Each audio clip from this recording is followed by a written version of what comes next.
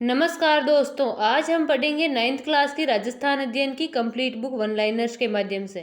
यह राजस्थान की आगामी सभी प्रतियोगी परीक्षाओं के लिए महत्वपूर्ण है। Video, REET, lab assistant, LDC, Rajasthan SI, first grade, second grade सभी के लिए बहुत महत्वपूर्ण है। तो चलिए शुरू करते हैं इसके फर्स्ट चैप्टर से। इसका फर्स्ट चैप्टर है 1857 की क्रांति। 1857 की क्रांति 1707 में औरंगजेब की मृत्यु के पश्चात मुगल साम्राज्य पतन की ओर चला गया था, जिसे मराठाओं ने एक अवसर की तरह देखा। मराठों ने दक्षिण में प्रभुत्व स्थापित करने के पश्चात मालवा और गुजरात पर भी अपना प्रभुत्व स्थापित किया। इसके बाद मराठों ने राजस्थान की ओर रुख किया। राजस्थान से मंदसौर के निकट मेवाड़ी क्षेत्र से मराठों ने प्रथम बार धन एकत्र 1711 में किया। उदयपुर के महाराणा संग्राम सिंह, जयपुर के जय सिंह और मुगल बादशाह मोहम्मद शाह ने इस घटना से चिंतित होकर इस पर विचार विमर्श किया। 1724 के बाद राजस्थान में मराठों के आक्रमण में तेजी आई थी।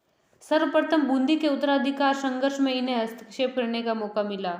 बूंदी के बुद्ध सिंह ने दलेल सिंह को गद्दी से हटाने के लिए मराठों को आमंत्रित किया। इन्होंने आंतरिक मामलों में हस्तक्षेप कर बूंदी, जोधपुर और जयपुर रियासतों में प्रवेश किया। मराठा शासक शाहू ने पेशवा बाजीराव को राजस्थान से चौथ और सरदेशमुखी प्राप्त करने का आदेश दिया। मुगल सम्राट द्वारा 1732 में मालवा का सूबेदार सवाई जय सिंह को नियुक्त किया गया, जिसके बाद सवाई जय सिंह ने मराठों से पराजय स्वीकार की तथा उनको 28 परगने देने पड़े। हुरडा सम्मेलन का आयोजन 17 जुलाई 1734 को किया गया। मेवाड़ के हुरडा, जो कि वर्तमान में भीलवाड़ा में स्थित है। इस सम्मेलन में जयपुर, जोधपुर, उदयपुर, कोटा, किशनगढ़, नागौर और बीकानेर के शासकों ने भाग लिया। इस सम्मेलन का मुख्य उद्देश्य था मराठों को राजस्थान से बाहर निकालने के लिए सभी रियासतों के राजाओं को एकजुट करना। इस सम्मेलन में इन बिंदुओं पर सहमति बनी। सभी शासक विपत्ति के समय एक दूसरे का सहयोग करेंगे। वर्षा ऋतु के पश्चात मराठों के विरुद्ध कार्यवाही हेतु सभी शासक रामपुरा में एकत्रित होंगे। कोई राजा किसी अन्य राजा के शत्रु को अपने राज्य में शरण नहीं देगा। 1735 में उत्तर भारत की यात्रा पर निकले पेशवा ने महाराजा जगत सिंह का आतिथ्य स्वीकार किया तथा उनके साथ उपहार व चौथ का समझौता किया। 1738 में मुगल सम्राट की ओर से निजाम ने मराठों के साथ संधि की, जिसके तहत मराठों को मालवा की सूबेदारी और 50 लाख रुपए प्राप्त हुए थे। इस संधि को दुरहासराय संधि कहा जाता है। मराठों ने सोजत, रायपुर और जैतारण परगनों से चौथ वसूलना 1742 में प्रारंभ किया। तुंगा का युद्ध 28 जुलाई 1787 को सवाई प्रताप सिंह, जो कि जयपुर के शासक थे, और महादजी सिंधिया के बीच हुआ। मेवाड़ के महाराणा को अंबाजी इंगले का सहयोग 1791 ईस्वी में दिया गया। 1795 में मेवाड़ पर चुंडावतों ने अधिकार किया। 1802 में नाथद्वारा पर अमीर का पिंडारी ने अपना अधिकार कर लिया था। राजस्थान के शासकों ने मराठों के बढ़ते आतंक से मुक्ति पाने के लिए अंग्रेजों से मित्रता करने का प्रयास किया था। 1803 ईस्वी में मेवाड़ के शासक ने अंग्रेजों से संधि करने का असफल प्रयास किया।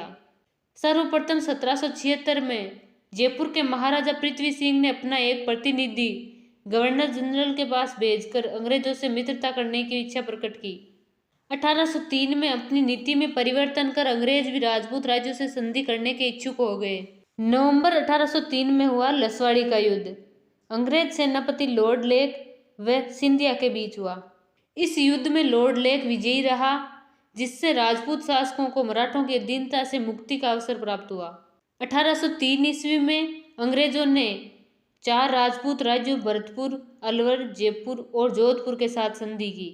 चार्ल्स मेटकोप ने गवर्नर जनरल लॉर्ड मिंटो को सुझाव दिया कि मराठों, अमेरिका और पिंडारियों की विध्वंसकारी कार्यवाहियों को समाप्त करने के लिए ब्रिटिश संरक्षण में राजपूत राज्यों का एक संघ बनाना चाहिए। 1811 में चार्ल्स मेटकोप सेटन के स्थान पर दिल्ली का रेजिडेंट बना। लॉर्ड हेस्टिंग्स भारत में कंपनी की सर्वोच्च सत्ता स्थापित करना चाहता था, जिसके लिए उसने होलकर, सिंधिया व पिंडारियों का दमन करना तथा राजपूत राज्यों को अपने संरक्षण में लेने की नीति अपनाई। 5 नवंबर 1817 को अंग्रेजों ने होलकर से नई संधि की, जिससे उन्हें राजस्थान के राज्यों के साथ संधि करने का अधिकार प्राप्त हुआ। लॉर्ड हेस्टिंग्स ने राजस्थान की रियासतों के साथ 1817 से 1823 के मध्य संधि की। इसने 1817 में करौली, कोटा, बीकानेर, उदयपुर, किशनगढ़, जयपुर और जैसलमेर रियासतों के साथ संधि की।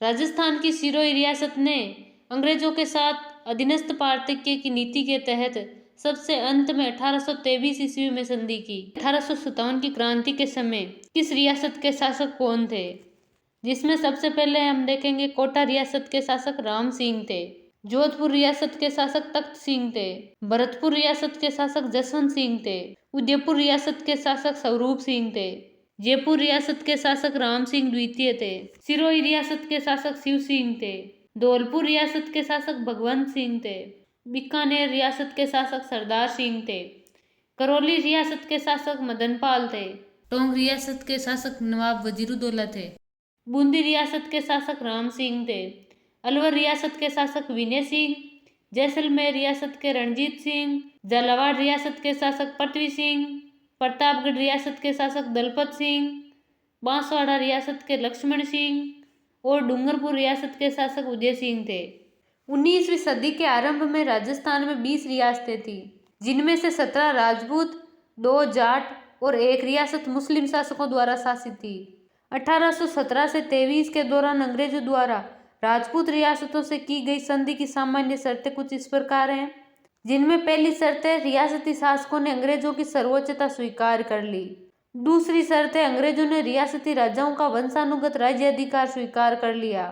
तीसरी शर्त है अंग्रेजों ने रियासतों को बाहरी आक्रमणों से सुरक्षा करने और आंतरिक शांति की व्यवस्था बनाए रखने में सहायता करने का आश्वासन दिया था। अगली हमारी शर्त है संधि करने वाले प्रत्येक राज्य में एक अंग्रेज पॉलिटिकल एजेंट रखा जाएगा जो रियासतों के राज्य कार्यों में हस्तक्षेप नहीं करेगा। 5 नंबर शर्त है रियासती शासकों को अपनी विदेश नीति अंग्रेजों को सौंपनी पड़ेगी, अर्थात बाहरी राज्यों के साथ संबंध अंग्रेज सुनिश्चित करेंगे। नेक्स्ट हमारी 6 नंबर शर्त है रियासतों के आपसी विवादों को अंग्रेजों की मध्यस्थता हेतु प्रस्तुत करना पड़ेगा। अगली 7 नंबर शर्त है आवश्यकता पड़ने पर रियासती शासकों को अपने राज्यों के समस्त सैनिक साधन अंग्रेजों को सौंपने पड़ेंगे। 8 नंबर की शर्त है अंग्रेजों को वार्षिक खिराज देने संबंधी धारा सभी राज्यों की संधियों में अलग अलग थी, जिसको मराठों को दिए जाने वाले खिराज को आधार बनाकर निर्धारित किया गया था। इसी के साथ कंप्लीट होती है इस संधि की शर्तें। राजस्थान के शासकों ने 1818 में अंग्रेजों के साथ मराठा आतंक से सुरक्षा तथा अपने सामंतों पर नियंत्रण स्थापित करने के लिए संधि की थी। अंग्रेजों ने डूंगरपुर के शासक जसवंत सिंह को गद्दी से हटाकर दलपत सिंह को वहां का शासक बनाया। जब अंग्रेजों ने जयपुर की राजमाता भटियाणी को अधिकारच्युत करने का प्रयास किया तो वहां के लोगों ने क्रोध में आकर कप्तान ब्लेक की हत्या कर दी थी। अंग्रेजों ने कोटा के महाराव किशोर सिंह के विरुद्ध जालिम सिंह का समर्थन किया, जिससे कोटा के हाड़ा राजपूत अंग्रेजों के विरुद्ध हथियार लेकर उठ खड़े हुए। अब हम देखेंगे 1857 की क्रांति के समय किस रियासत में कौन पॉलिटिकल एजेंट था। कोटा रियासत में पॉलिटिकल एजेंट मेजर बर्टन थे, जोधपुर रियासत के मेक मोशन, भरतपुर रियासत के मॉरिसन, जयपुर रियासत के ईडन, उदयपुर रियासत के सावरशोर और सिरोही रियासत के पॉलिटिकल एजेंट जेडी हॉल थे। अपनी रचनाओं के माध्यम से ब्रिटिश शासकों के विरुद्ध आवाज उठाने वाले कवि बांकीदास, माधोदास, साधु गांगजी व सूर्यमल मिश्रण हैं। 1857 की क्रांति के समय राजस्थान में 6 सैनिक छावनियां थी, जिनके नाम नसीराबाद, नीमच, देवली, ब्यावर, एरिनपुरा व खेरवाड़ा है। इस क्रांति में ब्यावर व खेरवाड़ा सैनिक छावनियों ने भाग नहीं लिया था। राजस्थान की 6 सैनिक छावनियों में लगभग 5000 सैनिक थे। इनमें से एक भी अंग्रेज सैनिक नहीं था, केवल 30 अंग्रेज अधिकारी थे। राजस्थान में इस क्रांति की शुरुआत 28 मई 1857 को नसीराबाद अजमेर से हुई। राजस्थान में नसीराबाद से क्रांति की शुरुआत होने के कुछ कारण थे, जो इस प्रकार हैं। नसीराबाद में 15वीं और 30वीं बंगाल नेटिव इन्फेंट्री, भारतीय तोपखाने की सैनिक टुकड़ी और मुंबई लांसर्स के सैनिक तैनात कर दिए गए। इससे स्थानीय 15वीं नेटिव इन्फेंट्री के सैनिकों में विद्रोह की भावना जागृत हो गई। 15वीं बंगाल नेटिव इन्फेंट्री की टुकड़ी काफी समय से अजमेर शास्त्रागार की रक्षा कर रही थी। संदेह के कारण उन्हें वहां से नसीराबाद भेज दिया गया। इससे उनमें नाराजगी की भावना उत्पन्न हुई। बंगाल और दिल्ली के संदेशवाहक साधु और फकीरों के वेश में राजस्थान आए और उन्होंने चर्बी वाले कारतूसों के विरुद्ध प्रचार कर विद्रोह का संदेश प्रचारित किया। भारतीय सैनिकों पर नियंत्रण रखने के लिए बाहर से यूरोपियन सेना और कुछ तोपें मंगवाई गई। जब यह बात पता चली तो सेना में उत्तेजना फैल गई। नसीराबाद छावनी में विद्रोह 15वीं बटालियन नेटिव इन्फेंट्री के सैनिकों ने किया। नसीराबाद विद्रोहियों ने अंग्रेज अधिकारी मेजर स्पोटिस और कर्नल ल्यूबरी की हत्या की तथा लेफ्टिनेंट लॉक और कप्तान हार्डी घायल हुए। अंग्रेज अधिकारियों ने नसीराबाद से भागकर ब्यावर में शरण ली। इस छावनी के विप्लवी सैनिक दिल्ली 18 जून 1857 को पहुंचे। अब हम देखेंगे नीमच में क्रांति। नीमच में क्रांति की शुरुआत 3 जून 1857 को हुई। यहाँ के क्रांतिकारियों को भोजन व ठहरने की सुविधा शाहपुरा के शासक ने प्रदान की। नीमच से क्रांतिकारी निम्बाहेड़ा, देवली, टोंक, आगरा से होते हुए दिल्ली पहुंचे थे। कैप्टन सावर्स ने कोटा, बूंदी और मेवाड़ की राजकीय फौज की सहायता से नीमच पर पुनः अधिकार 8 जून 1857 को किया। एरिनपुरा व आहुआ में क्रांति की शुरुआत। एरिनपुरा छावनी में क्रांति का प्रारंभ 21 अगस्त 1857 को हुआ। जब यहाँ के सैनिक आहुआ पाली में पहुंचे तो ठाकुर कुशाल सिंह ने उन्हें अपनी सेवा में ले लिया था। आहुआ के ठाकुर कुशाल सिंह मारवाड़ के एक शक्तिशाली सामंत थे। यह अंग्रेजों और जोधपुर के महाराजा दोनों के विरोधी थे। बिथोड़ा का युद्ध 8 सितंबर 1857 को हुआ। यह युद्ध आहुआ के ठाकुर व क्रांतिकारियों की संयुक्त सेना तथा जोधपुर राज्य की फौज के बीच में हुआ था। इस युद्ध में जोधपुर की राजकीय फौज का नेतृत्व सिंघवी कुशलराज ने किया था। तो चलिए देखते हैं इस युद्ध के परिणाम। इस युद्ध में किलेदार ओनाड सिंह मारा गया और सिंघवी कुशलराज जान बचाकर भाग गया। इस युद्ध में जोधपुर फौज की तोप और बहुत सारी युद्ध सामग्री क्रांतिकारियों को मिली। चेलावास का युद्ध 18 सितंबर 1857 को हुआ। इस युद्ध को काला गोरा युद्ध भी कहते हैं। यह युद्ध एजीजी लॉरेंस और क्रांतिकारियों के बीच हुआ। एजीजी का मतलब है एजेंट टू गवर्नर जनरल। इस युद्ध में एजीजी लॉरेंस को हार का सामना करना पड़ा था।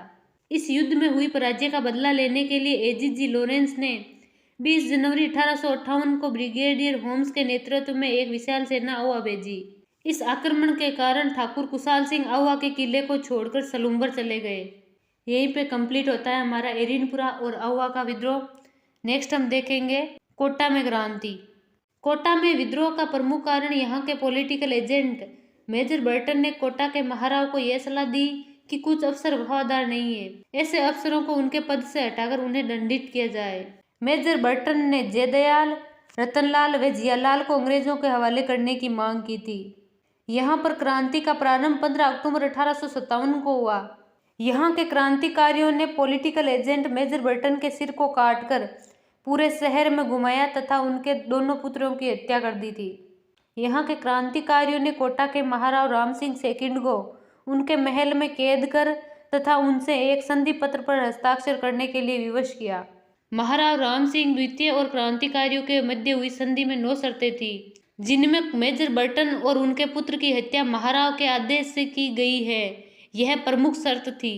करौली के सहयोग से कोटा के महाराव क्रांतिकारियों के चुंगल से मुक्त हो सके। क्रांतिकारियों का यहाँ पर 6 माह तक अधिकार रहा। कोटा को क्रांतिकारियों के चुंगल से 22 मार्च 1858 को मुक्त कराया गया। यहाँ पर मेजर एच.सी. रॉबर्ट्स नसीराबाद से 5500 सैनिक लेकर पहुंचे थे। जयदयाल को गिरफ्तार करके तोप से उड़ा दिया गया। यहीं पे समाप्त होता है हमारा कोटा विद्रोह। आगे हम देखेंगे अन्य राज्यों में क्रांति की गूंज। भरतपुर के महाराजा ने पॉलिटिकल एजेंट मेजर मॉरिसन को भरतपुर छोड़कर जाने की सलाह दी, क्योंकि नीमच के क्रांतिकारी भरतपुर पर आक्रमण कर सकते हैं। धौलपुर के शासक भगवंत सिंह को क्रांतिकारियों ने नजरबंद कर दिया था, जिसे पटियाला की सेना ने आकर छुड़ाया था। धौलपुर में क्रांतिकारियों का नेतृत्व रामचंद्र व हीरालाल ने किया। अक्टूबर 1857 में ग्वालियर और इंदौर के क्रांतिकारियों की संयुक्त सेना धौलपुर में क्रांति करती है। धौलपुर शासक की सहायता के लिए पटियाला के शासक ने सेना भेजी।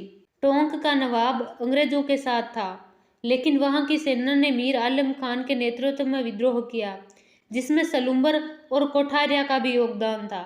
मेवाड़ के 2 प्रमुख सामंत सलूम्बर के रावत केसरी सिंह और कोठारिया के रावत जोध सिंह, जिन्होंने ठाकुर कुशाल सिंह से प्रेरणा पाकर 1857 की क्रांति में अपूर्व योगदान दिया।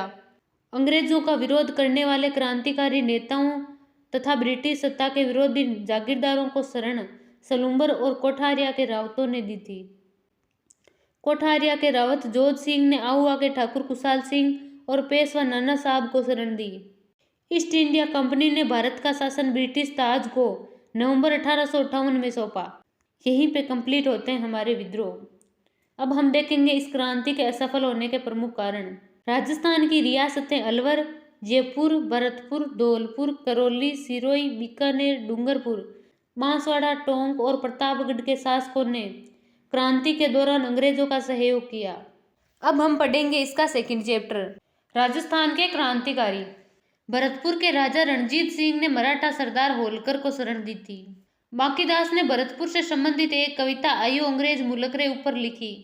यह जोधपुर नरेश मान सिंह के राजकवि और उनके काव्य गुरु थे। महाकवि सूर्यमल मिश्र ने 1857 की क्रांति पर वीर सतसई नामक ग्रंथ लिखा। बांकीदास की ग्रंथावली नागरी प्रचारिणी सभा से 3 खंडों में प्रकाशित हो चुकी है। राजस्थान के प्रमुख क्रांतिकारियों में सबसे पहले हम देखेंगे डूंगजी जवाहर जी, जो कि सीकर के निवासी थे। यह बठोट पाटौदा सीकर से संबंधित थे। इनका रिलेशन काका और भतीजे का था। डूंगजी के साले बेरू सिंह ने इनको भोजन पर बुलाकर धोखे से पकड़वाया था। अंग्रेजों ने इनको आगरा के दुर्ग में बंद किया। इनको अंग्रेजों के चुंगल से छुड़वाकर लोटूजी जाट और कर्णा भील लाए। अंग्रेजी फौज ने बीकानेर और जोधपुर राज्य की फौज के साथ मिलकर डूंगजी जवाहर जी को बीकानेर के पास गढ़सीसर नामक स्थान पर घेर लिया था। अंग्रेजों के चुंगल से छूटकर जवाहर जी बीकानेर रियासत के खेरकटा नामक स्थान पर पहुंचे, जहां पर महाराजा रतन सिंह ने उन्हें प्रेम पूर्वक रखा था। अंग्रेजों के चुंगल से छूटकर डूंगजी जैसलमेर में गिरदड़ा की कीकामेड़ी पहुंचे, जहां पर जोधपुर की सेना ने उन्हें बलपूर्वक कैद करके अंग्रेजों को सौंप दिया। इनका निधन जोधपुर के दुर्ग में हुआ था। नेक्स्ट क्रांतिकारी हम देखेंगे लोटूजी निठारवाल, जो कि सीकर जिले के निवासी थे। इनका जन्म रिंगस के जाट परिवार में 1804 में हुआ। डूंगजी को आगरा जेल से रिहा करवाने की योजना लोटूजी, बालू नाई, सांकू लोहार व कर्णा मीणा ने मिलकर उसको मूर्त रूप प्रदान किया। अगले क्रांतिकारी हम देखेंगे अमरचंद बारठिया, जो कि बीकानेर जिले के निवासी थे। 1857 की क्रांति के दौरान राजस्थान के प्रथम व्यक्ति अमरचंद बारठिया थे, जिन्हें ब्रिटिश सत्ता ने फांसी पर लटकाया था। इन्हें राजस्थान का मंगल पांडे भी कहा जाता है। नेक्स्ट हम देखेंगे विजय सिंह पत्तिक के बारे में, जो कि बिजोलिया के निवासी थे। इनका जन्म 1882 में गुडावली बुलंदशहर उत्तर प्रदेश में हुआ। इनका मूल नाम भूप सिंह गुर्जर था। यह वीर भारत समाज और राजस्थान सेवा संघ के संस्थापक थे। इन्होंने राजस्थान केसरी, नवीन राजस्थान और तरुण राजस्थान समाचार पत्रों के माध्यम से राजस्थान में जन जागृति फैलाने में अग्रणी भूमिका निभाई थी। नेक्स्ट हम पढ़ेंगे अर्जुन लाल सेठी के बारे में, जो कि जयपुर के निवासी थे। इन्होंने राजस्थान में सशस्त्र क्रांति और जन जागृति की अलग जगाई थी। इन्होंने जयपुर में जैन शिक्षा प्रचारक समिति की स्थापना 1905 ईस्वी में की थी। इनके द्वारा जैन शिक्षा प्रचारक समिति के तत्वाधान में क्रांतिकारियों के प्रशिक्षण के लिए संचालित संस्थाएं वर्धमान विद्यालय, वर्धमान छात्रावास और वर्धमान पुस्तकालय था। इनको प्रधानमंत्री बनाने की पेशकश जयपुर के तत्कालीन शासक सवाई माधो सिंह द्वितीय ने की थी। इन्होंने प्रधानमंत्री पद की पेशकश को ठुकराते हुए कहा कि अर्जुन लाल नौकरी करेगा तो अंग्रेजों को भारत से बाहर कौन निकालेगा। इनके द्वारा स्थापित जैन वर्धमान विद्यालय से जुड़े कुछ क्रांतिकारी जोरावर सिंह, प्रताप सिंह, मानिक चंद्र, मोतीचंद और विष्णुदत्त थे। इनसे संबंधित प्रमुख हत्याकांड होर्डिंग बम कांड, आरा हत्याकांड और काकोरी कांड है। अजमेर में रहते हुए इनके द्वारा लिखित प्रमुख पुस्तक शूद्र मुक्ति, स्त्री मुक्ति और महेंद्र कुमार है। नेक्स्ट हम देखेंगे केसरी सिंह बारठ के बारे में, जो कि शाहपुरा के निवासी थे। इनका जन्म 1872 ईस्वी में शाहपुरा के देवपुरा गांव में हुआ तथा इनकी कर्मभूमि कोटा थी। इन्होंने 1930 में उदयपुर के महाराणा फतेह सिंह को संबोधित करते हुए चेतावनीरा चुंगटिया नामक 13 सोरठे लिखे थे। अंग्रेजों की गुप्त रिपोर्ट में राजपूताना में विप्लव फैलाने के लिए खास जिम्मेदार केसरी सिंह बारठ और अर्जुन लाल सेठी को माना है। इन्होंने वीर भारत सभा की स्थापना 1910 में की। इन्होंने स्वतंत्रता की आग में अपने पूरे परिवार की आहुति दे दी थी। इनके परिवार के प्रमुख सदस्य जो शहीद हुए थे, जोरावर सिंह बारठ भाई और प्रताप सिंह बारठ इनके पुत्र थे। ईश्वरदान आसिया इनके जमाता थे। कुंवर प्रताप सिंह बारठ, जो कि शाहपुरा के निवासी थे। इनके पिता केसरी सिंह बारठ वे चाचा जोरावर सिंह बारठ थे। प्रताप सिंह बारठ, जोरावर सिंह बारठ और ईश्वर सिंह आसिया ने क्रांति का व्यवहारिक अनुभव और प्रशिक्षण मास्टर अमरचंद से प्राप्त किया था। इनको 1817 में बनारस कांड के संदर्भ में गिरफ्तार किया। प्रताप जोधपुर से होकर आ रहे थे, तब इनको गिरफ्तार आसानाडा स्टेशन मास्टर ने करवाया। इनको 5 वर्ष की कारावास की सजा सुनाकर बरेली जेल में डाला गया। बरेली जेल में इनको घोर यातनाएं सर चार्ल्स क्लीवलैंड ने दी। क्लीवलैंड ने इनसे राज उगलवाने के लिए कहा कि तुम्हारी माँ तुम्हारे लिए बहुत रोती है। तब प्रताप ने जवाब दिया, लेकिन मैं सैकड़ों माताओं को रोने का कारण नहीं बन सकता। मेरी माँ को रोने दो, जिससे अन्य कोई माँ न रोए। इनकी मृत्यु 22 वर्ष की आयु में 1918 में हुई। नेक्स्ट हम देखेंगे बाल मुकुंद बिस्सा के बारे में, जो कि जोधपुर के निवासी थे। इनका जन्म पीलवा गांव डीडवाना नागौर में 1908 में हुआ। इन्होंने नागौर में चरखा संघ एवं खद्दर भंडार की स्थापना की। इन्होंने राजनीतिक बंदियों से होने वाले दुर्व्यवहारों के विरुद्ध भूख हड़ताल की और 19 जून 1942 को अपना बलिदान दिया। नेक्स्ट हम देखेंगे सागरमल गोपा के बारे में, जो कि जैसलमेर के निवासी थे। इनके द्वारा लिखी गई प्रमुख पुस्तकें आज़ादी के दीवाने, रघुनाथ सिंह का मुकदमा और जैसलमेर का गुंडाराज हैं। जैसलमेर में राजशाही का विरोध करने के कारण अप्रैल 1946 में इनको जेल में तेल छिड़क कर जला दिया गया। अगला हम देखेंगे नानाभाई खाट के बारे में, जो कि रास्तापाल डूंगरपुर के निवासी थे। इन्होंने प्रतिज्ञा ली थी कि जब तक मेरी जान रहेगी तब तक मैं अपने गांव रास्तापाल की पाठशाला बंद नहीं होने दूंगा। पाठशाला बंद करने के महारावल के आदेश को न मानने के कारण इनकी निर्मम पिटाई के बाद 18 जून 1947 को इनकी मृत्यु हो गई। नेक्स्ट हम देखेंगे सरदार हरलाल सिंह, जो कि झुंझुनू के निवासी थे। इनका जन्म 1901 में हनुमानपुरा झुंझुनू में हुआ। इन्होंने विद्यार्थी भवन की स्थापना कर उसे राजनीतिक एवं सामाजिक गतिविधियों का केंद्र बनाया। इनको सरदार की उपाधि इनके सहयोगियों ने कुशल नेतृत्व के कारण दी। नेक्स्ट हम देखेंगे कप्तान दुर्गा प्रसाद, जो कि नीम का थाना के निवासी थे। इनका जन्म 1905 में हुआ। इन्होंने जयपुर व अजमेर से दैनिक नवज्योति समाचार पत्र का संपादन किया। अगला हम देखेंगे जानकी देवी बजाज, जो कि सीकर की निवासी थी। इनका जन्म 1893 में जवारा एमपी में हुआ।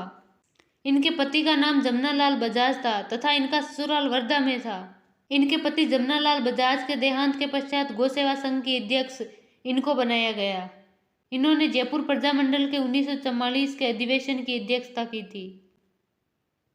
नेक्स्ट हम देखेंगे अंजना देवी चौधरी के बारे में, जो कि सीकर की निवासी थी। इनका जन्म 1897 में श्रीमाधोपुर सीकर में हुआ। इनके पति का नाम रामनारायण चौधरी था। यह समस्त रियासती जनता में गिरफ्तार होने वाली पहली महिला थी। नेक्स्ट हम देखेंगे रतन शास्त्री, जो कि जयपुर की निवासी थी। इनका जन्म 15 अक्टूबर 1912 को खातरोद एमपी में हुआ। इनके पति का नाम हीरालाल शास्त्री था। इन्होंने अपने पति के साथ मिलकर वनस्थली टोंक में जीवन कुटीर कार्यक्रम की स्थापना की। इन्होंने 1939 में जयपुर राज्य प्रजामंडल के सत्याग्रह आंदोलन में भाग लिया। नेक्स्ट हम देखेंगे कालीबाई, जो कि रास्तापाल डूंगर की निवासी थी। इन्होंने ट्रक के पीछे घसीटकर ले जा रहे सेंगाबाई की रस्सी को काटा। अपने गुरु को बचाने के प्रयास में इनकी मृत्यु 20 जून 1947 को हुई। 18 जून 1947 को कालीबाई को गोलियों से छलनी किया गया था। नेक्स्ट हम देखेंगे किशोरी देवी, जो कि सीकर की निवासी थी। इनके पति का नाम सरदार हरलाल सिंह था। इनकी अध्यक्षता में 10,000 महिलाओं का विशाल महिला सम्मेलन 1934 ईस्वी को कटरातल सीकर में आयोजित हुआ।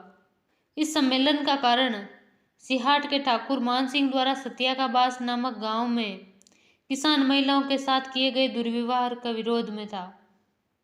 अब हम इसका तीसरा चैप्टर राजस्थान के प्रमुख किसान आंदोलन पढ़ेंगे। राजस्थान के प्रमुख किसान आंदोलन। सबसे पहले हम पढ़ेंगे बिजोलिया किसान आंदोलन के बारे में। यह वर्तमान भीलवाड़ा में स्थित है तथा मेवाड़ राज्य में प्रथम श्रेणी का ठिकाना था। यहाँ के अधिकांश किसान धाकड़ जाति के थे। यह आंदोलन 1897 से 1941 तक चला। इस किसान आंदोलन को 3 भागों में बांटा जा सकता है।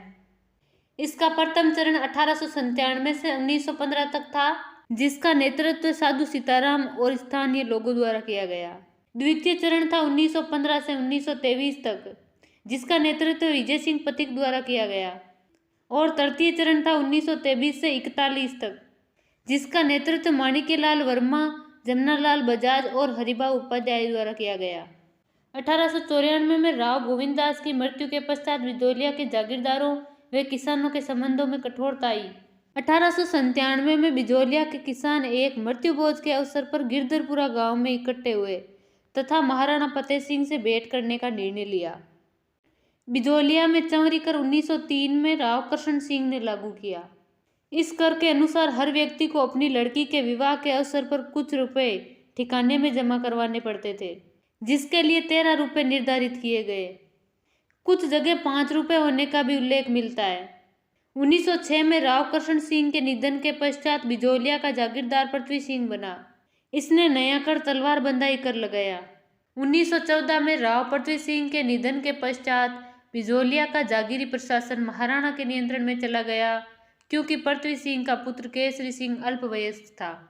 विजय सिंह पतिक इस आंदोलन से 1916 में जुड़े।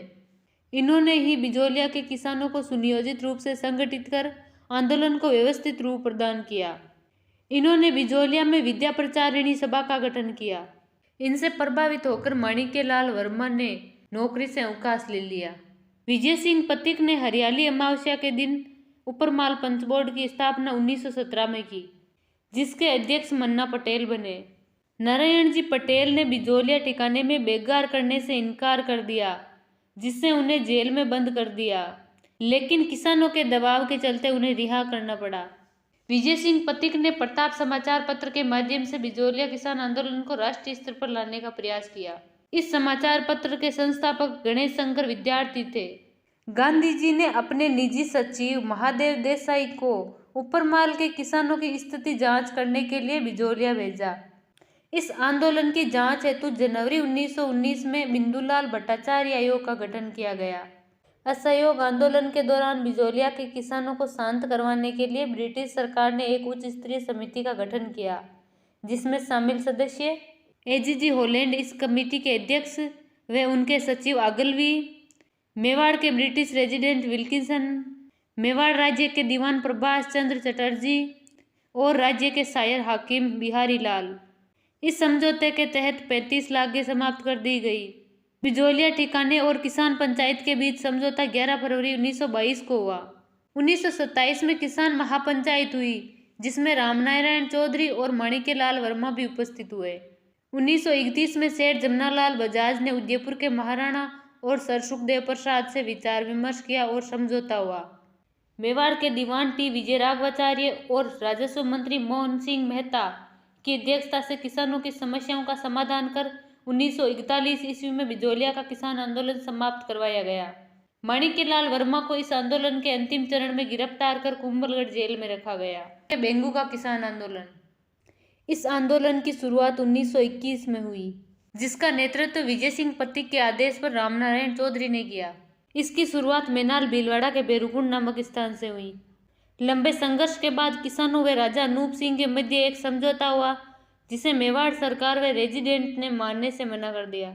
इसके बाद बेंगू के ठाकुर अनूप सिंह और राजस्थान सेवा संघ के मध्य हुए समझौते को बोलशेविक समझौते की संज्ञा दी गई।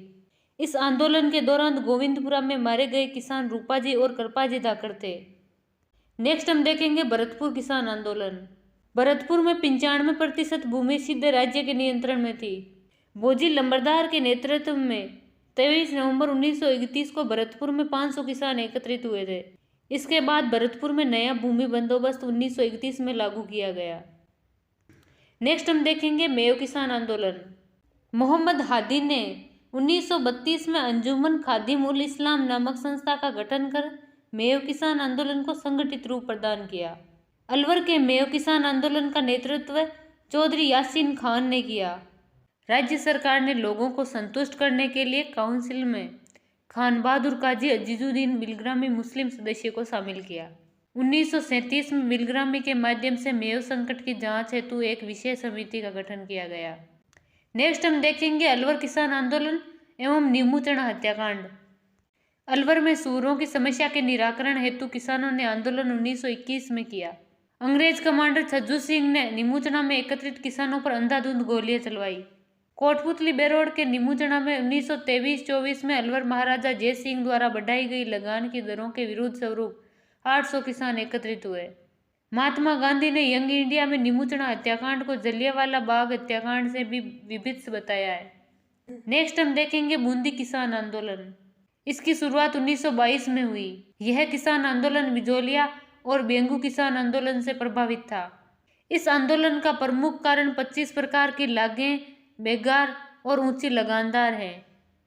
इस आंदोलन का प्रमुख क्षेत्र बूंदी का बरड़ क्षेत्र था। इस आंदोलन का नेतृत्व नैनूराम नारायण चौधरी और हरिभाई किंकर ने किया। 1923 में बूंदी के डाबी गांव में किसानों की भीड़ पर पुलिस ने लाठीचार्ज और गोलियां चलाई। इस गोलीबारी में किसान नानक जी भील और देवीलाल गुर्जर शहीद हुए थे। 5 अक्टूबर 1936 को 90 गांवों के गुर्जर व मीणा किसानों के 500 प्रतिनिधियों का सम्मेलन हिंडोली में स्थित हुंडेश्वर महादेव मंदिर में आयोजित हुआ। जयपुर राज्य में किसान आंदोलन।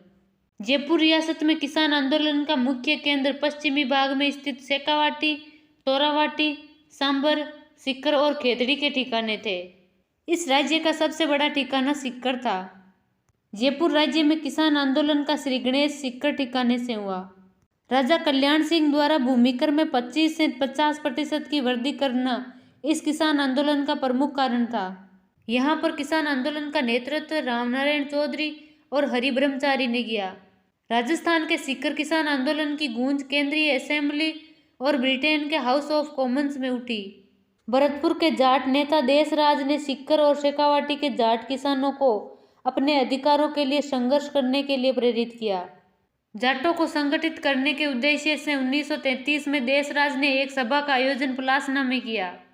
जाट सभा का अधिवेशन 1925 में हुआ। 1932 में झुंझुनू में जाट महासभा के तत्वाधान में एक भव्य समारोह हुआ। उसमें 60,000 जाट किसानों ने भाग लिया। राव राजा ने जाट सभा के सदस्य सचिव चंद्रभान को गिरफ्तार कर 6 सप्ताह की जेल और 51,000 रुपये दंड लगाया। 25 अप्रैल 1934 को जाट महिलाओं का एक सम्मेलन हुआ जिसमें 10,000 स्त्रियों ने भाग लिया। इस सम्मेलन की अध्यक्षता किशोरी देवी ने की थी। इस सम्मेलन का आयोजन कटरातल सीकर में हुआ। अक्टूबर 1925 में जाट सभा का अधिवेशन बगड़ में हुआ। 1935 में कुदन गांव में पुलिस गोलीबारी में शहीद किसान चेतराम, टीकूराम, आसाराम व तुलसाराम थे। महात्मा गांधी ने अपने हरिजन साप्ताहिक पत्र में सीकर किसान आंदोलन के खुंडी कांड के बारे में एक लेख लिखकर स्थानीय लोगों के प्रति सहानुभूति प्रकट की। इस आंदोलन के लिए किसानों को संगठित होने की प्रेरणा देने वाली महिला दापी दादी थी। इस आंदोलन का नेतृत्व करने वाले प्रमुख किसान सरदार हरलाल सिंह, नेतराम सिंह, पृथ्वी सिंह गोटड़ा, कटरातल ईश्वरी सिंह बिरपुरा, लेखराम कसवाली, पन्ने सिंह बटड़ा नाऊ, हरू सिंह पलथाना और गोरू सिंह थे। हमीरवास के ठाकुर कल्याण सिंह के आदमियों ने 16 मई 1934 को हनुमानपुरा गांव के जाट किसानों के घरों में आग लगा दी थी, जिसमें 33 घर जलकर राख हो गए। नेक्स्ट हम देखेंगे मारवाड़ किसान आंदोलन। मारवाड़ लोक परिषद की स्थापना मई 1938 में हुई।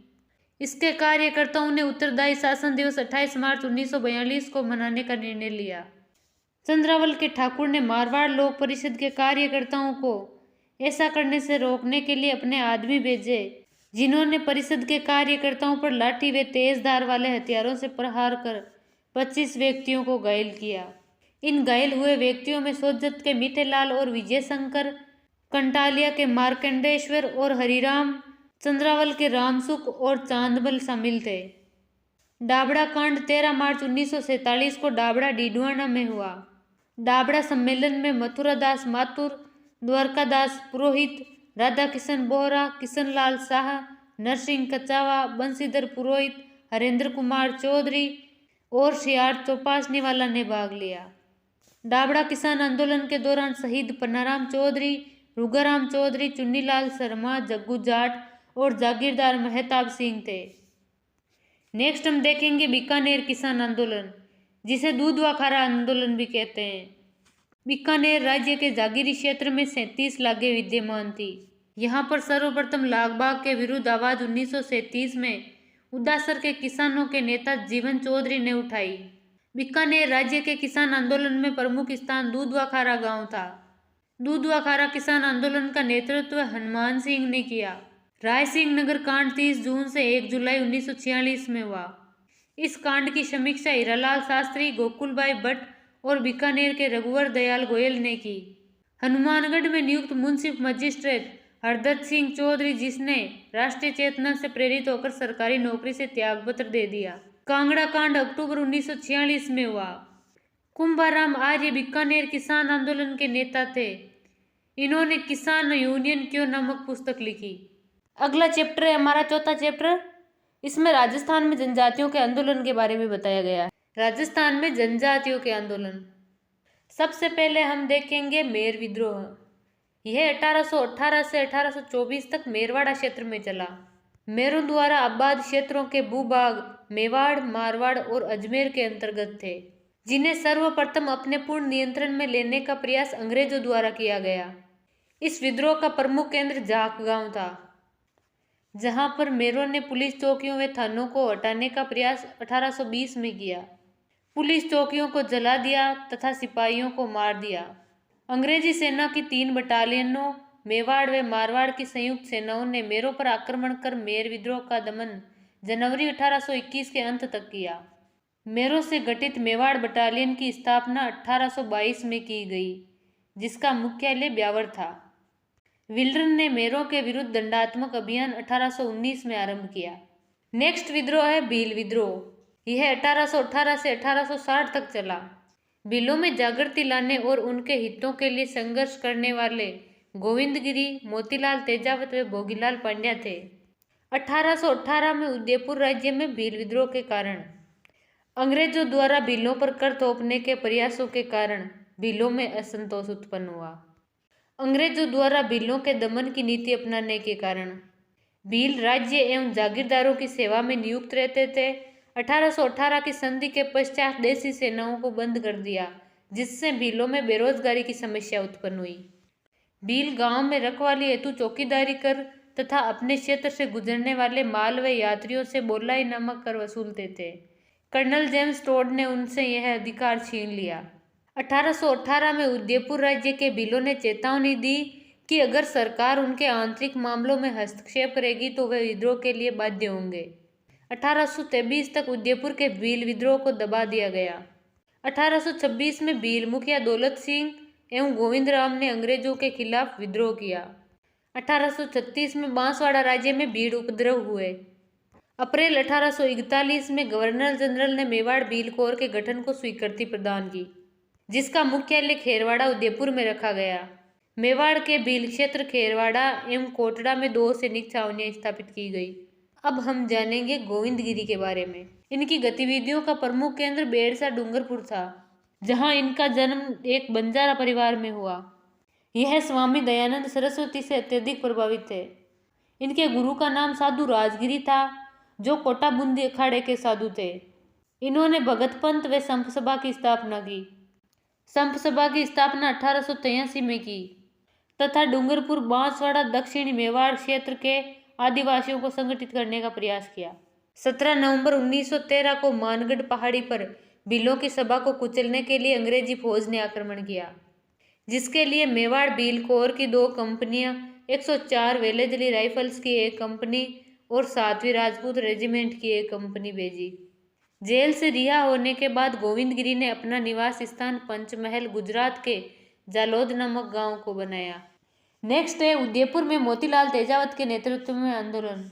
इनका जन्म उदयपुर राज्य के जाडोल ठिकाने के कोल्यारी गांव में हुआ। यह आदिवासियों के मसीहा व भीलों के बावजी के नाम से प्रसिद्ध है।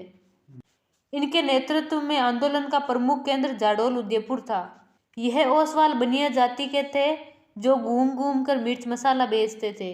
इनके नेतृत्व में आदिवासी आंदोलन का दूसरा महत्वपूर्ण केंद्र सिरोही बना। नीमड़ा हत्याकांड मार्च 1922 में हुआ। इनके नेतृत्व में 1921 में भीलों व गरासियों ने एक ही आंदोलन छेड़ा। मोतीलाल तेजावत के 21 सूत्री मांग पत्र को मेवाड़ की पुकार के नाम से जाना जाता है।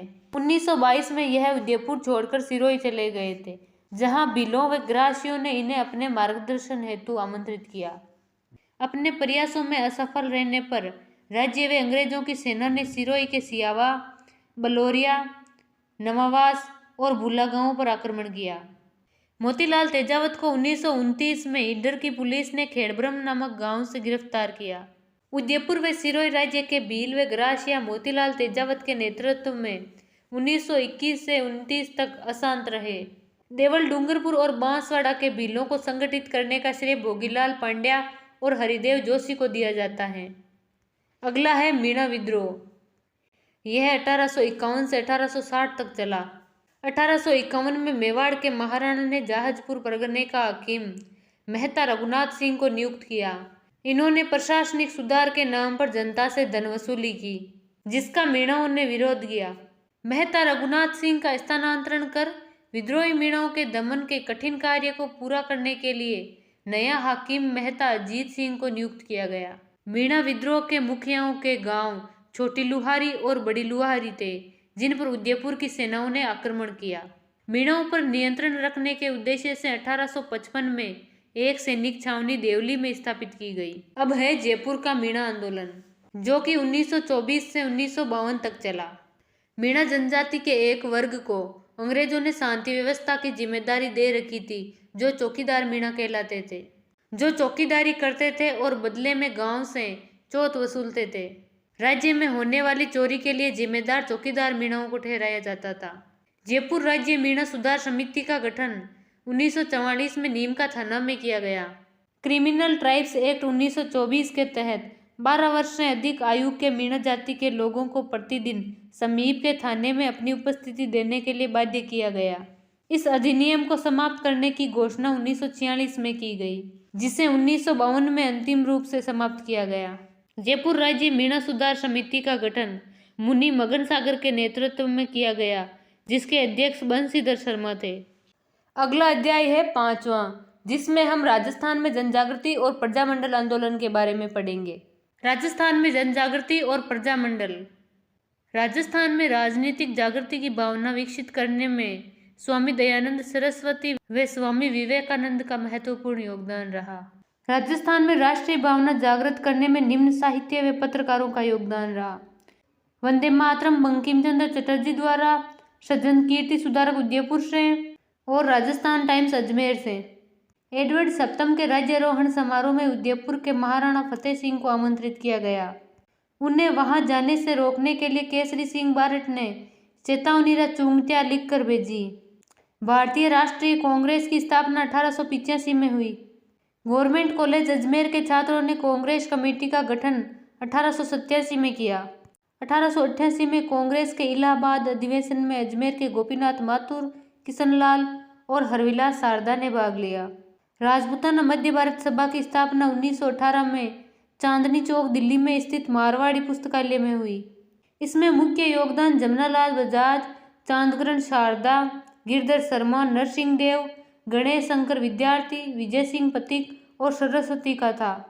कांग्रेस के 1920 के नागपुर अधिवेशन में राजपूताना मध्य भारत सभा को कांग्रेस की सहयोगी संस्था माना गया। राजपूताना मध्य भारत सभा के अधिवेशन। दूसरा अधिवेशन अमृतसर दिसंबर 1919 में हुआ। तीसरा अधिवेशन अजमेर मार्च 1920 में हुआ और चौथा अधिवेशन नागपुर दिसंबर 1920 में हुआ।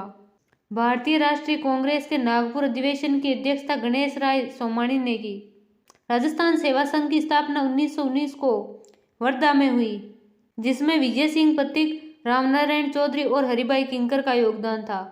राजस्थान सेवा संघ ने बिजोलिया व बेंगू किसान आंदोलनों तथा उदयपुर व सिरोही के भील आंदोलनों का मार्गदर्शन किया।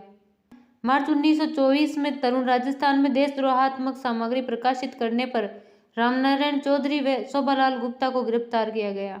मेवाड़ सरकार द्वारा पथिक को 1924 में कैद किया गया। ब्रिटिश सरकार ने विजय सिंह पथिक को बोल्शेविक कहा था। राजस्थान सेवा संघ पूर्णतया 1928-29 तक प्रभावहीन हो गया। असहयोग आंदोलन के दौरान जोधपुर में तिरंगा झंडा उठाने वाले सत्याग्रही भंवरलाल सराफ थे। इस आंदोलन के दौरान जयपुर में जमनालाल बजाज ने राय बहादुर की उपाधि वापस लौटा दी। जमनालाल बजाज ने तिलक स्वराज कोष में 1 लाख रुपए राशि जमा करवाई तथा मुस्लिम लीग को 11,000 रुपए दिए। अखिल भारतीय कांग्रेस कमेटी की कार्यकारिणी समिति का सदस्य जमनालाल बजाज को बनाया गया। 1921 में बीकानेर में विदेशी कपड़ों की होली मुक्ता प्रसाद वकील ने जलाई। अजमेर में विदेशी वस्त्रों का बहिष्कार पंडित गौरीशंकर ने किया। ब्रिटिश सरकार ने राजस्थान के महाराजा गंगा सिंह को साम्राज्यिक युद्ध मंत्रिमंडल और साम्राज्यिक युद्ध सम्मेलन का सदस्य मनोनीत किया। प्रथम विश्व युद्ध के दौरान बीकानेर के महाराजा गंगा सिंह को जर्मनी से संधि वार्ता में भाग लेने के लिए भारत का प्रतिनिधित्व करने हेतु पेरिस भेजा। ब्रिटिश सरकार ने बिजोलिया किसान पंचायतों की तुलना रूसी सोवियतों से की। बीकानेर के महाराजा गंगा सिंह ने शिवमूर्ति सिंह, संपूर्णानंद और आनंद वर्मा को स्वदेशी वस्त्र पहनने के आरोप में सरकारी नौकरी से निलंबित किया। प्रधानमंत्री सरप्रताप सिंह ने जोधपुर में विदेशी माल को प्रोत्साहन दिया। उदयपुर के महाराणा फतेह सिंह असहयोग आंदोलन के प्रति गुप्त रूप से सहानुभूति रखते थे। इन्होंने युवराज भूपाल सिंह को शासनाधिकार 28 जुलाई 1921 को सौंपा। युवराज भूपाल सिंह ने अंग्रेजों की इच्छा अनुसार मंत्रिमंडल बनाया। इन्होंने राजस्व विभाग मिस्टर ट्रेंच को सौंपा। राजस्थान में स्वतंत्रता संघर्ष को 3 चरणों में विभक्त किया गया है। पहला चरण 1927 से पूर्व का समय सामाजिक व मानवतावादी समस्याओं पर केंद्रित था। दूसरा चरण 1927 से 38 तक था, जिसमें 1927 में all India states people's conference की स्थापना और हरिपुरा अधिवेशन 1938 में देशी रियासतों के लोगों द्वारा स्वतंत्रता संघर्ष चलाने का प्रस्ताव पास।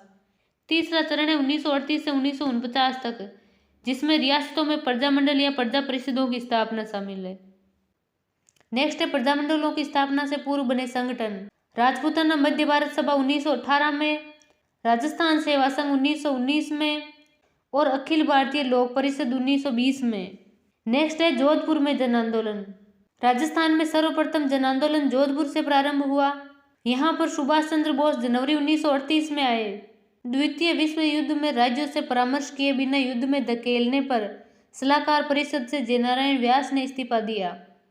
मारवाड़ लोक परिषद को 29 मार्च 1940 को गैरकानूनी संस्था घोषित किया गया।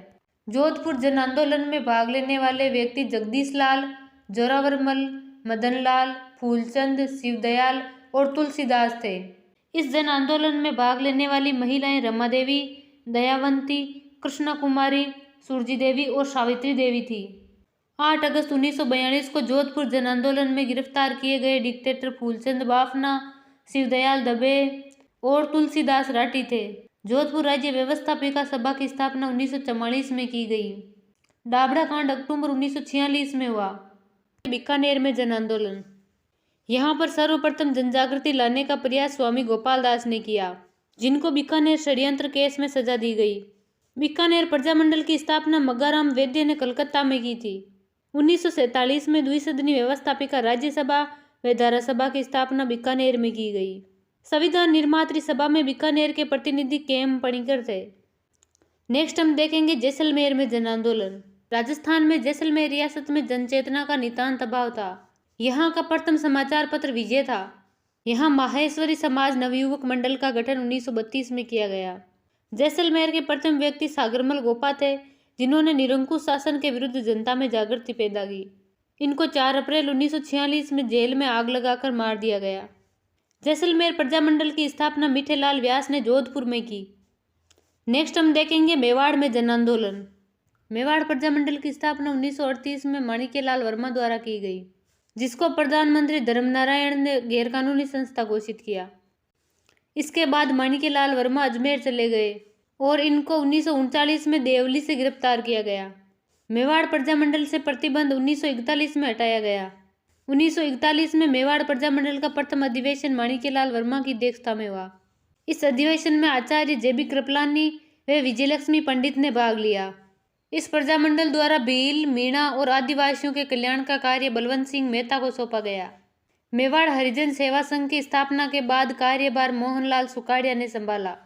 मेवाड़ प्रजामंडल के निमंत्रण पर अखिल भारतीय देशी राज्य लोक परिषद का 7वां अधिवेशन 1945 में उदयपुर में हुआ। इस अधिवेशन में 435 प्रतिनिधियों ने भाग लिया। इस अधिवेशन की अध्यक्षता जवाहरलाल नेहरू ने की। मेवाड़ के संविधान का प्रारूप के.एम. मुंशी ने तैयार किया। नेक्स्ट हम देखेंगे कोटा में जन आंदोलन। कोटा में जन आंदोलन के प्रणेता पंडित नैनूराम शर्मा थे। यह राजस्थान सेवा संघ के सक्रिय सदस्य थे। इन्होंने 1934 में हाड़ौती प्रजामंडल की स्थापना की। इनके सहयोगी पंडित अभिन्न हरि व तनसुख लाल थे। अभिन्न हरि मांगरोल के रहने वाले थे तथा इन्होंने कोटा राज्य प्रजामंडल की स्थापना 1939 में की। 1940 में कोटा में आयोजित प्रजामंडल अधिवेशन की अध्यक्षता बिन-हरि ने की। भारत छोड़ो आंदोलन के समय इनके सहयोगी मास्टर शंभुदयाल सक्सेना, नाथूलाल जैन, श्याम नारायण सक्सेना और सेठ मोतीलाल वेणुमाधव थे। कोटा के महाराव भीम सिंह ने 16 अगस्त 1945 को सर ओंकार सिंह के माध्यम से जनता से समझौता किया। बूंदी में जन आंदोलन। यहाँ पर करवर्दी और बेगार के विरुद्ध विजय सिंह पथिक व रामनारायण चौधरी ने आंदोलन प्रारंभ किया। बूंदी के नमाणा गांव में पुलिस ने किसानों पर अत्याचार किए। आंदोलन के समय यहाँ के महाराव ईश्वरी सिंह थे। बूंदी के प्रजामंडल की स्थापना 1931 में कांतिलाल ने की। बूंदी प्रजामंडल के अध्यक्ष ऋषिदत्त मेहता को 1937 में 3 वर्ष के लिए राज्य से निष्कासित किया गया। 1942 में ऋषिदत्त मेहता व ब्रज सुंदर ने बूंदी में पुण्य आंदोलन प्रारंभ किया। नेक्स्ट है जयपुर में जन आंदोलन। यहाँ पर जन जागृति का श्री गणेश अर्जुनलाल सेठी ने किया। जयपुर में चरखा संघ की स्थापना 1927 में जमनालाल बजाज ने की। जयपुर प्रजामंडल की स्थापना 1931 में कर्पूर चंद पाटनी ने की। इनके सहयोगी हीरालाल शास्त्री, चिरंजीलाल अग्रवाल और दौलतमल भंडारी थे। 1940 में जयपुर प्रजामंडल के अध्यक्ष हीरालाल शास्त्री बने। इस प्रजामंडल का तीसरा अधिवेशन 1941 में हुआ। जयपुर के प्रधानमंत्री मिर्जा इस्माइल व हीरालाल शास्त्री के मध्य समझौता सितंबर 1942 में हुआ। आजाद मोर्चे का गठन बाबा हरीशचंद्र ने किया। नेक्स्ट है अलवर में जन आंदोलन। यहाँ पर जन जागृति का कार्य पंडित हरिनारायण शर्मा ने किया। इन्होंने अलवर में अस्पृश्यता निवारण संघ, वाल्मीकि संघ व आदिवासी संघ की स्थापना की। अलवर राज्य प्रजामंडल की स्थापना 1938 में हुई, जिसका पहला अधिवेशन 1944 में भवानी शंकर की अध्यक्षता में हुआ। यहाँ पर सांप्रदायिक दंगों का जिम्मेदार दीवान एन.बी. खरे था। नेक्स्ट है भरतपुर में जन आंदोलन। यहाँ पर जन जागृति का कार्य जगन्नाथ दास अधिकारी व गंगा प्रसाद शास्त्री ने किया। यहाँ के महाराज किशन सिंह ने हिंदी को राजभाषा का दर्जा दिया। ब्रिटिश सरकार ने इनको गद्दी से उतारकर बालक ब्रिजेंद्र सिंह को यहाँ का शासक बनाया। भरतपुर महाविद्यालय के छात्रों ने स्वतंत्रता दिवस 1930 में मनाया। भरतपुर प्रजामंडल की स्थापना 1938 में रेवाड़ी में हुई, जिसका अध्यक्ष गोपीलाल यादव तथा कोषाध्यक्ष मास्टर आदित्येंद्र को बनाया गया। भरतपुर प्रजामंडल ने सरकार के विरुद्ध सत्याग्रह 21 अप्रैल 1938 को आरंभ किया। भरतपुर प्रजा परिषद को मान्यता 23 दिसंबर 1940 को दी गई, जिसका प्रथम सम्मेलन 30 दिसंबर 1940 को जयनारायण व्यास की अध्यक्षता में हुआ तथा दूसरा अधिवेशन 23 मई 1945 को बयाना में हुआ। नेक्स्ट है धौलपुर में जन आंदोलन। यहाँ जन चेतना का कार्य स्वामी श्रद्धानंद ने किया। धौलपुर प्रजामंडल की स्थापना 1936 में कृष्णदत्त पालीवाल ने की। तसीमो कांड 12 नवंबर 1946 को हुआ। नेक्स्ट है करौली में जन आंदोलन। करौली प्रजामंडल की स्थापना 1938 में हुई। इस प्रजामंडल के प्रमुख नेता त्रिलोक चंद माथुर, चिरंजीलाल और मान सिंह थे। नेक्स्ट हम देखेंगे अन्य राज्यों में जन आंदोलन। झालावाड़ राज्य के शासक प्रगतिवादी थे, जिन्होंने जनचेतना में वृद्धि की। डूंगरपुर प्रजामंडल की स्थापना 1945 में हुई। यहाँ जन जागृति का कार्य भोगीलाल पांड्या, हरिदेव जोशी, गौरीशंकर आचार्य, शिवलाल कोटड़िया और भिखाबाई भील ने किया। बांसवाड़ा में जन जागृति का कार्य भूपेंद्र नाथ त्रिवेदी ने किया।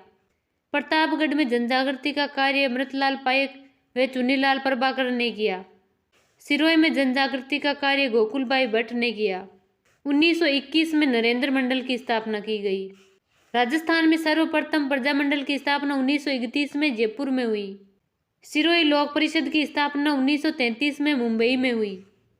छठवां अध्याय है राजस्थान का एकीकरण। इसमें हम राजस्थान के एकीकरण के विभिन्न चरणों के बारे में पढ़ेंगे। राजस्थान का एकीकरण। राजस्थान के एकीकरण में सबसे पहले हम पढ़ेंगे राजस्थान यूनियन के बारे में। मेवाड़ के महाराणा भूपाल सिंह ने सर्वप्रथम राजस्थान यूनियन बनाने का प्रयास किया। इसके लिए इन्होंने 25-26 जून 1946 को उदयपुर में सम्मेलन बुलाया। इस सम्मेलन में राजस्थान, गुजरात व मालवा के राजाओं ने भाग लिया। इस सम्मेलन में 22 राजा महाराजा उपस्थित हुए। इस सम्मेलन में महाराणा ने राजस्थान संघ के निर्माण की योजना प्रस्तुत की। भूपाल सिंह ने के.एम. मुंशी को अपना संवैधानिक सलाहकार नियुक्त किया। जयपुर के महाराजा मान सिंह की स्वीकृति से दीवान टीटी कृष्णमाचारी ने रियासतों का एक संघ बनाने का प्रयास किया। राजस्थान के एकीकरण का सबसे पहला चरण है मत्स्य संघ, जिसका गठन 18 मार्च 1949 को हुआ। इस चरण में 4 रियासतें और 1 ठिकाना शामिल थे।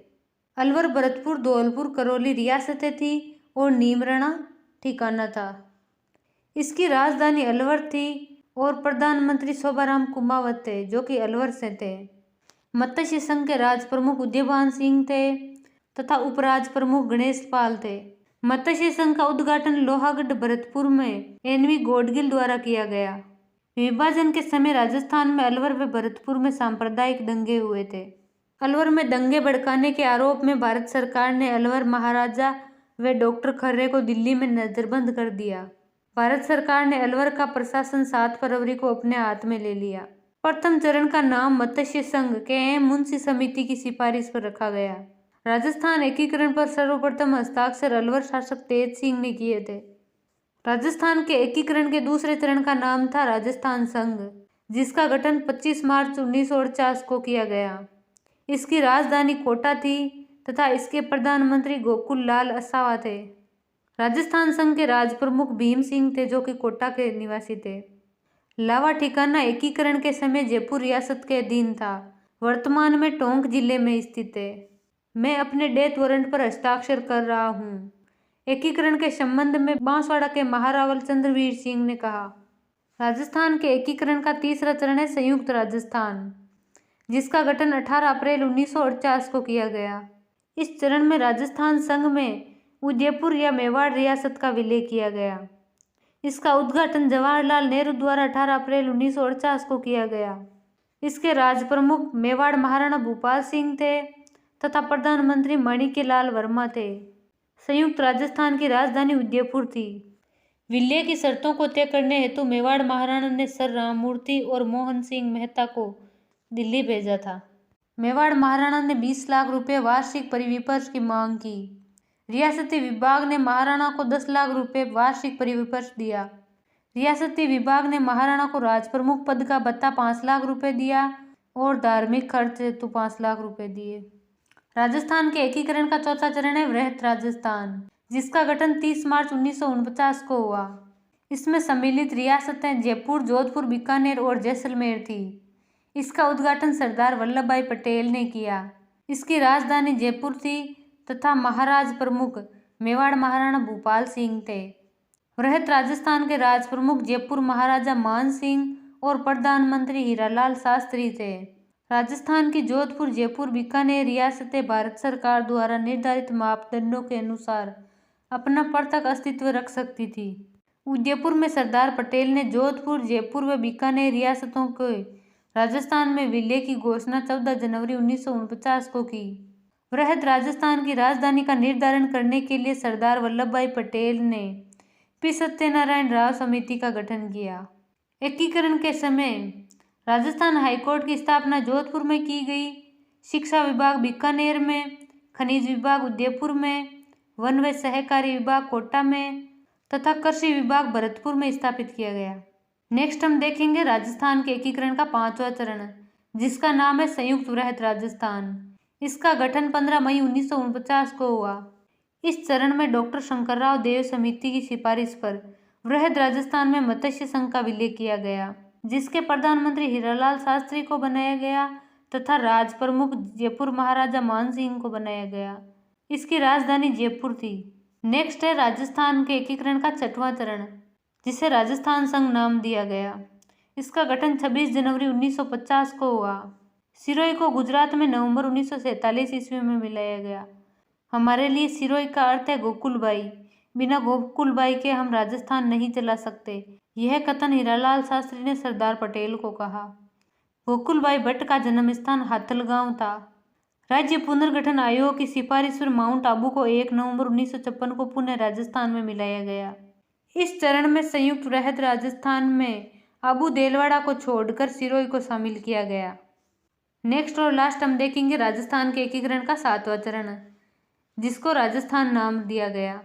इसका गठन 1 नवंबर 1956 को किया गया। 1952 के आम चुनाव में अजमेर में हरिभाऊ उपाध्याय के नेतृत्व में कांग्रेस मंत्रिमंडल बना। माउंट आबू व अजमेर मेरवाड़ा का राजस्थान में विलय 1 नवंबर 1956 में किया गया। यहीं पे कंप्लीट होते हैं हमारे 7 चरण। नेक्स्ट हम देखेंगे राजस्थान के एकीकरण की टेबल, जिसमें देखेंगे सब साथ में हम कि चरण, कौन से चरण का नाम क्या था और कौन सी तारीख को हुआ था, कौन सी रियासतें इसमें शामिल हुई थी। 18 मार्च 1948 को राजस्थान के एकीकरण के प्रथम चरण का गठन किया गया, जिसका नाम मत्स्य संघ रखा, जिसमें अलवर, भरतपुर, धौलपुर और करौली रियासतें शामिल थी। 25 मार्च 1948 को राजस्थान के एकीकरण के द्वितीय संघ का गठन किया गया था, जिसका नाम राजस्थान संघ था। इसमें शामिल रियासतें बांसवाड़ा, बूंदी, डूंगरपुर, झालावाड़, किशनगढ़, कोटा, प्रतापगढ़, शाहपुरा और टोंक शामिल की गई। 18 अप्रैल 1948 को राजस्थान के एकीकरण के तृतीय चरण का गठन किया गया, जिसका नाम संयुक्त राज्य राजस्थान रखा। इसमें शामिल रियासत उदयपुर थी, जो कि राजस्थान संघ से जुड़ी थी। 30 मार्च 1949 को राजस्थान के चतुर्थ चरण का एकीकरण किया गया, जिसका नाम वृहत राजस्थान रखा। इसमें संयुक्त राजस्थान से बीकानेर, जयपुर, जैसलमेर और जोधपुर रियासतें जुड़ी थी। 15 मई 1949 को राजस्थान के एकीकरण का 5वां चरण कंप्लीट हुआ, जिसका नाम संयुक्त राज्य वृहत राजस्थान रखा। इसमें वृहत राजस्थान और मत्स्य संघ को जोड़ा गया। 26 जनवरी 1950 को राजस्थान के एकीकरण का 6वां चरण कंप्लीट हुआ, जिसका नाम संयुक्त राजस्थान था। इसमें संयुक्त राज्य वृहत राजस्थान में सिरोही का विलय किया गया। 1 नवंबर 1956 को राजस्थान के एकीकरण का 7वां चरण कंप्लीट हुआ, जिसका नाम पुनर्गठित राजस्थान था। इस चरण में गैस श्रेणी का अजमेर राज्य, आबू रोड तालुका, सिरोही रियासत का पूर्व मुंबई राज्य में मिला हिस्सा, मध्य भारत का सुनेल टप्पा संयुक्त राजस्थान से जोड़े गए। इसी के साथ हमारा कंप्लीट होता है राजस्थान का एकीकरण, जो कि 7 भागों में हुआ था। अंतिम और 7वां अध्याय है राजस्थान की शौर्य परंपरा, जिसमें हम आज़ादी के बाद के राजस्थान के वीरों के बारे में पढ़ेंगे। राजस्थान में कोई छोटा सा राज्य भी ऐसा नहीं है जिसमें थर्मापोली जैसी रणभूमि न हो, और शायद ही ऐसा कोई नगर मिले जहां लियोनिडास जैसा वीर पुरुष पैदा नहीं हुआ हो। यह कथन कर्नल जेम्स टोड का था, और इन्होंने ही कहा था कि राजस्थान की भूमि में ऐसा कोई फूल नहीं उगा होगा जो राष्ट्रीय वीरता और त्याग की सुगंध से भरकर नहीं झूला हो। 1883 में गोविंदगिरी ने सभा की स्थापना की और दक्षिण राजस्थान के भीलों और गरासियों को एकत्रित कर उनमें जागृति उत्पन्न की। मोतीलाल तेजावत ने मेवाड़ क्षेत्र के आदिवासियों को बेगार, अनुचित लगान और भारी भूमि कर के उन्मूलन के लिए एकत्रित किया। 1841 में बनी मेवाड़ भील कोर बटालियन ने 1857 के विद्रोह में महत्वपूर्ण भूमिका निभाई। प्रथम विश्व युद्ध के दौरान हाइपा हीरो के नाम से जोधपुर के दलपत सिंह शेखावत प्रसिद्ध हुए। भारत का सर्वोच्च सैन्य अलंकरण परमवीर चक्र है। परमवीर चक्र दुश्मनों की उपस्थिति में उच्च कोटि की शूरता, त्याग और बलिदान के लिए प्रदान किया जाता है। राजस्थान के परमवीर चक्र विजेता प्रमुख वीर सेनानी थे शहीद मेजर पीरू सिंह शेखावत, जिन्हें 1952 में दिया गया, और शहीद मेजर शैतान सिंह, जिन्हें 1963 में प्रदान किया गया। परमवीर चक्र के पश्चात भारत का दूसरा प्रमुख शौर्य अलंकरण महावीर चक्र है। महावीर चक्र युद्ध की स्थिति में उच्च कोटि की शूरता, त्याग और बलिदान के लिए सैनिकों और असैनिकों को दिया जाता है। राजस्थान के महावीर चक्र विजेता प्रमुख वीर सेनानी सूबेदार चुन्नाराम फगेड़िया, शहीद सैनिक धोकल सिंह, ब्रिगेडियर रघुवीर Singh Rajawat, colonel Uday Singh Bhati, lieutenant colonel Hanut Singh, lieutenant colonel Sawai Bhawani Singh, group captain Chandan Singh, Naik Sugan Singh और नायक दिग्वेंद्र कुमार परसवाल है। अशोक चक्र शांति की स्थिति में उच्च कोटि की शूरता, त्याग और बलिदान के लिए सैनिकों व असैनिकों को प्रदान किया जाता है। परमवीर चक्र और महावीर चक्र के बाद भारत का अन्य उच्च कोटि शौर्य अलंकरण अशोक चक्र है। अब तक भारत में 83 लोगों को अशोक चक्र से सम्मानित किया जा चुका है। अशोक चक्र से सम्मानित राजस्थान के बहादुर सैनिक हवलदार शंभूपाल, सूबेदार लाल सिंह, सूबेदार मान सिंह, कप्तान महेंद्र सिंह तंवर, पीएन दत्त, सुल्तान सिंह राठौड़, सूबेदार सुरेश चंद्र यादव और निर्भय सिंह है। नेक्स्ट हम देखेंगे परमवीर चक्र विजेता मेजर पीरू सिंह शेखावत के बारे में। इनका जन्म 20 मई 1918 को झुंझुनू के रामपुर बेरी गांव में हुआ। ये राजपूताना राइफल्स में 1936 में भर्ती हुए। यह आज़ादी के पश्चात पाकिस्तान के कबायलियों के माध्यम से आक्रमण के समय उनसे लोहा लेते हुए 18 जुलाई 1948 को वीरगति को प्राप्त हुए। पीरू सिंह 6 राजपूताना राइफल बटालियन की अगुवाई कर रहे थे। मरणोपरांत उन्हें परमवीर चक्र से नवाजा गया। नेक्स्ट है मेजर शैतान सिंह। इनका जन्म 1 सितंबर 1924 को बाणासुर फलोदी में हुआ। इनको बाणासुर के शहीद के नाम से जाना जाता है। यह 1962 के भारत चीन युद्ध में शहीद हुए। 1962 ईस्वी के युद्ध में मेजर शैतान सिंह के नेतृत्व में 13वीं कुमायूनी बटालियन की सी कंपनी रेजांगला दर्रे में चीनी सैनिकों का मुकाबला कर रही थी। मरणोपरांत इनको 1963 में परमवीर चक्र से अलंकृत किया गया। राजस्थान के महावीर चक्र विजेताओं के बारे में। इनका जन्म 1923 में सीकर जिले की लक्ष्मणगढ़ तहसील के गांव डलमास की ढाणी में हुआ। उन्होंने 1948 के भारत पाक युद्ध के दौरान वीरता का परिचय दिया। राजस्थान का पहला महावीर चक्र सूबेदार चुनाराम पगेड़िया को प्रदान किया गया। नेक्स्ट है शहीद सैनिक धोकल सिंह। इनका जन्म 1 दिसंबर 1923 को जोधपुर के सेखाला जुन्नावास गांव में हुआ। इन्होंने 1948 के भारत पाक युद्ध के दौरान अदम्य साहस का परिचय दिया। इनको मरणोपरांत महावीर चक्र दिया गया। नेक्स्ट है ब्रिगेडियर रघुवर सिंह राजावत। इनका जन्म 2 नवंबर 1923 को हुआ। इन्होंने 1965 के भारत पाक युद्ध के दौरान वीरता का परिचय दिया। इनके साहस के लिए इन्हें महावीर चक्र से सम्मानित किया गया। यह 18 राजपूताना रेजिमेंट में थे। नेक्स्ट है कर्नल उदय सिंह भाटी। इनका जन्म शेरगढ़ जोधपुर ग्रामीण में हुआ। इन्होंने 1971 के भारत पाक युद्ध के दौरान अदम्य साहस का परिचय दिया। इनके साहसिक योगदान के लिए इन्हें महावीर चक्र 26 जनवरी 1972 को प्रदान किया गया। नेक्स्ट है लेफ्टिनेंट कर्नल हणुत सिंह। इनका जन्म 1933 को जसोल बाड़मेर बालोतरा में हुआ। इन्होंने 1971 के भारत पाक युद्ध के दौरान दुश्मनों से लोहा लिया। भारत सरकार ने इन्हें महावीर चक्र प्रदान किया। पाकिस्तान ने इनको फख्र-ए-हिंद से नवाजा। इनका निधन 2015 में हुआ। नेक्स्ट है लेफ्टिनेंट कर्नल सवाई भवानी सिंह। इनका जन्म जयपुर में हुआ। इन्होंने 1971 के भारत पाक युद्ध के दौरान वीरता का परिचय दिया। भारत सरकार ने इन्हें महावीर चक्र प्रदान किया। नेक्स्ट हम देखेंगे ग्रुप कैप्टन चंदन सिंह के बारे में। यह भारतीय वायुसेना के अधिकारी थे और 1971 की लड़ाई के दौरान असम में तैनात थे। भारत सरकार ने उनकी साहसिक सफलता के लिए 1972 में महावीर चक्र प्रदान किया। नेक्स्ट है नायक सुगन सिंह। इनका जन्म नागौर जिले में हुआ। 1971 की भारत पाक की लड़ाई के समय 7 राजपूताना राइफल्स में त्रिपुरा में नियुक्त थे। सरकार द्वारा मरणोपरांत इन्हें महावीर चक्र से सम्मानित किया गया। नेक्स्ट है नायक दिगेंद्र कुमार परसवाल। इनका जन्म 1969 में सीकर जिले के जालरा गांव में हुआ। इन्होंने 1999 के कारगिल युद्ध में वीरता का परिचय दिया। 15 अगस्त 1999 को इनको महावीर चक्र से सम्मानित किया गया। नेक्स्ट हम देखेंगे कीर्ति चक्र विजेताओं के बारे में। राजस्थान में कीर्ति चक्र प्राप्त करने वाले विजेता captain Karni Singh Rathore, Rameshwar Singh Ranawat, major Sukh Singh Shekhawat, brigadier Mahavir Singh, havildar Amar Singh Rathore, colonel Saurabh Singh Shekhawat, major James Thomas और सूबेदार लाल सिंह राठौड़ थे।